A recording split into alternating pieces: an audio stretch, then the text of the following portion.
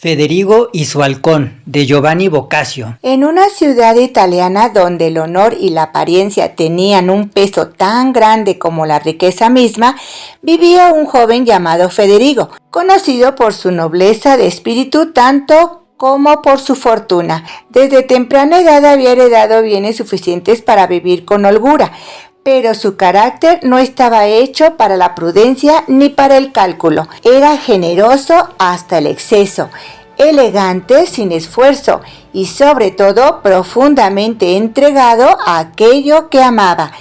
Y fue precisamente esa inclinación la que marcó su destino cuando conoció a una mujer cuya presencia parecía concentrar todo aquello que él consideraba digno de admiración. Ella pertenecía a una familia respetada y su belleza no era solo física, sino también una forma de compostura, una serenidad que hacía que incluso el silencio a su alrededor tuviera significado. Federigo se enamoró con una intensidad que no buscaba disimular. No se trataba de un capricho ni de un deseo pasajero, sino de una devoción que lo llevó a convertir cada uno de sus actos en una ofrenda silenciosa. Participaba en torneos, organizaba celebraciones, hacía regalos costosos y gestos públicos que hablaban más de su entrega que de su riqueza. Sin embargo, todos esos esfuerzos, lejos de acercarlo a ella, parecía desvanecerse sin dejar huella. La mujer no lo despreciaba, pero tampoco respondía. Su actitud era distante, contenida, como si perteneciera a un mundo donde las demostraciones no bastaban para alterar el curso de las decisiones. El tiempo, que suele revelar las consecuencias de todo exceso, comenzó a mostrar su peso sobre la vida de Federigo. Su fortuna disminuyó poco a poco, consumida por una entrega que no conocía límites ni medida.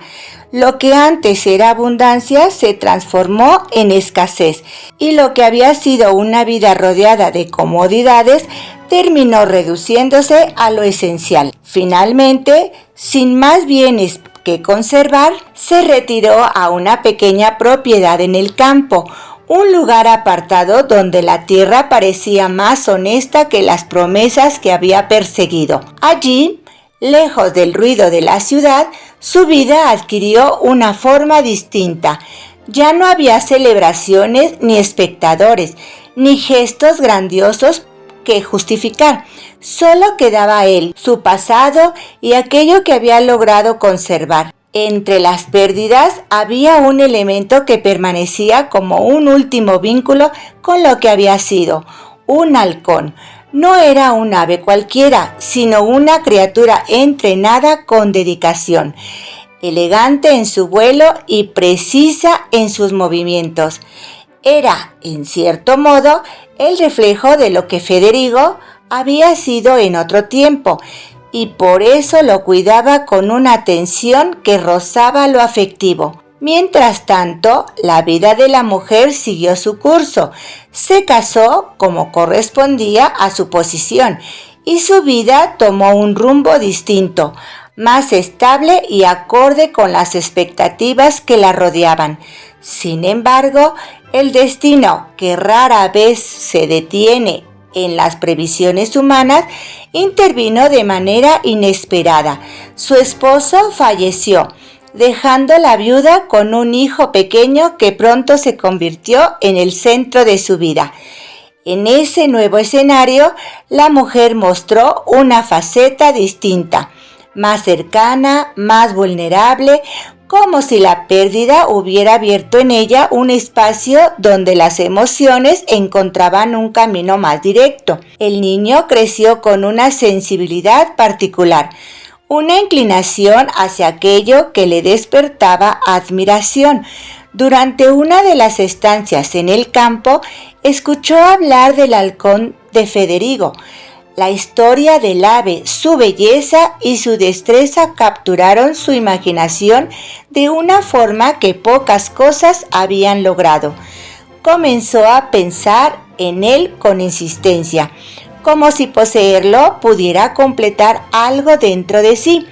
Esa fascinación, inicialmente inocente, se transformó en un deseo profundo, casi una necesidad que empezó a afectar su ánimo. La madre observó ese cambio con preocupación. El niño enfermó y en su debilidad su deseo se volvió aún más claro. No pedía muchas cosas, pero el halcón aparecía una y otra vez en sus pensamientos, como si en él se concentrara algo más que un simple capricho. La mujer, enfrentada a esa situación, se encontró en una encrucijada. Sabía que el ave era lo único valioso que Federigo conservaba, pero también comprendía que el deseo de su hijo no era superficial. Era, en cierto modo, una expresión de algo más profundo, algo que no podía ignorar.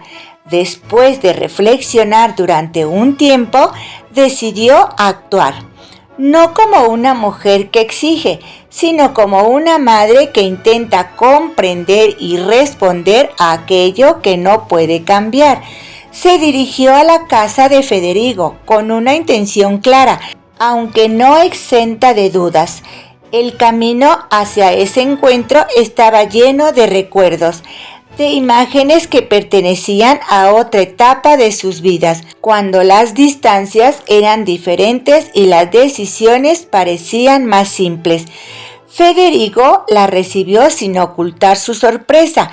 Su presencia en aquel lugar, en ese momento de su vida, tenía un significado que iba más allá de lo evidente.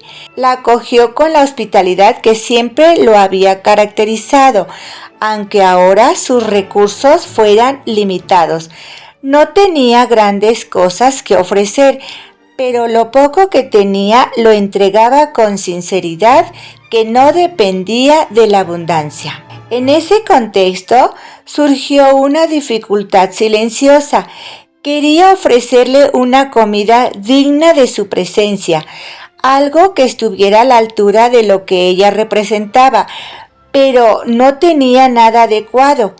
Miró a su alrededor y comprendió que todo lo que poseía era insuficiente, excepto el halcón. La decisión no fue inmediata, pero tampoco fue larga. Había en él una lógica que no respondía a la conveniencia, sino a una coherencia más profunda con lo que siempre había sido. Así que tomó aquello que más valor tenía para él y lo convirtió en el gesto que consideraba adecuado para honrar la visita. Preparó la comida con esmero, cuidando cada detalle como si en ello se jugara algo más que la simple hospitalidad. Cuando la mujer comió, no percibió de inmediato el significado de aquello que estaba ocurriendo. El momento transcurrió con una calma que ocultaba lo esencial, como sucede a veces cuando los actos más importantes no se anuncian. Solo después, cuando llegó el momento de expresar la razón de su visita, la mujer habló. Explicó la situación de su hijo, su enfermedad y el deseo que lo consumía. Habló del halcón con una mezcla de esperanza y conciencia, sabiendo lo que estaba pidiendo. Fue entonces cuando la verdad se hizo inevitable. Federigo, al escucharla, sintió cómo la realidad adquiría una forma irónica y definitiva. Lo que ella pedía ya no existía como tal. Aquello que podía haber sido la respuesta a su necesidad se había convertido en otra cosa, en un gesto que ya no podía deshacerse. Con una serenidad que no ocultaba la profundidad de lo ocurrido, le hizo saber lo que había hecho. La mujer comprendió. No hubo reproche ni acusación, sino una percepción clara de lo que ese acto significaba. Lo que había ocurrido no era un error, sino una expresión extrema de una forma de ser que no había cambiado con la pérdida de la riqueza. Era, en cierto modo, la confirmación de algo que en otro tiempo no había sabido valorar. El desenlace no estuvo marcado por un giro inmediato, sino por una transformación silenciosa. El niño, a pesar de los esfuerzos, no logró recuperarse. Su ausencia dejó un vacío que modificó la forma en que la mujer veía el mundo y a quienes lo habitaban. En ese nuevo estado comenzó a reconsiderar aquello que había ignorado, aquello que había pasado desapercibido cuando las circunstancias eran distintas. Federigo, por su parte, continuó su vida con la misma sencillez que había adoptado. No había en él resentimiento ni expectativa, solo una continuidad tranquila de lo que había elegido ser. Y fue en ese contexto donde sus caminos volvieron a cruzarse, no desde la necesidad ni desde la insistencia, sino desde una comprensión diferente. La mujer reconoció en él algo que no dependía de la fortuna ni del éxito, sino de una coherencia interna que había permanecido intacta a pesar de todo. Comprendió que aquello que había considerado exceso era en realidad una forma de integridad que no había sabido ver. Y en ese reconocimiento surgió una decisión que ya no estaba condicionada por las apariencias ni por las expectativas externas. El tiempo, que antes había marcado la distancia entre ellos, ahora permitió una cercanía distinta, construida sobre la comprensión y no sobre la ilusión.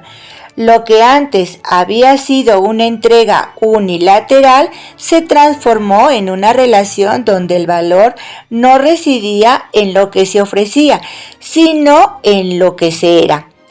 Así, en un lugar donde todo había comenzado desde el exceso y la pérdida, se estableció una forma de equilibrio que no dependía de la abundancia, porque hay gestos que, aunque parezcan inútiles o incluso equivocados, revelan una verdad más profunda, que el valor de una persona no se mide por lo que conserva, sino por lo que es capaz de dar cuando ya no se tiene nada.